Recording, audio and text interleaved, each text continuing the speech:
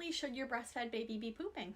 It's generally accepted that newborns should be having at least 3 large, soft, yellowish, and seedy looking stools by day 5 of life, and newborns who are not stooling or voiding frequently should be evaluated for healthy weight gain and milk transfer. Now, as babies grow and mature, they may stool slightly less frequently than 3 times per day, but this is where the guidance to parents gets a little bit inconsistent or confusing.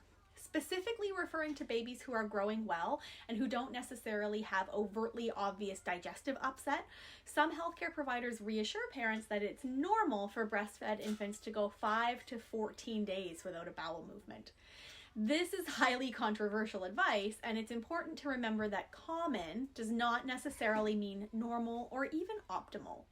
Many argue that human beings should be stooling every day, or at least every 1 to 2 days, without long stretches in between. What we do know in general is that breastfed babies tend to stool more frequently than infants fed human milk substitutes, even considering large variation between infants. We also know that there are many factors which impact the infant's developing gut microbiome and their gut motility. This includes birth delivery method, antibiotics during labor or early infancy, introduction of human milk substitutes, body tension, individual anatomy, and the health of mom's microbiome. To address another point that comes up often, that babies absorb all the nutrients in breast milk and only poop if there's extra, it doesn't make any sense. Not only does it assume that the body's normal processes create no waste or that we only poop if we overeat, it also forgets that the third most abundant component in human milk is actually human milk oligosaccharides, or HMOs. HMOs are non-digestible and non-nutritional carbohydrates which mainly serve as prebiotics to feed the healthy bacteria in an infant's developing microbiome. They poop them out.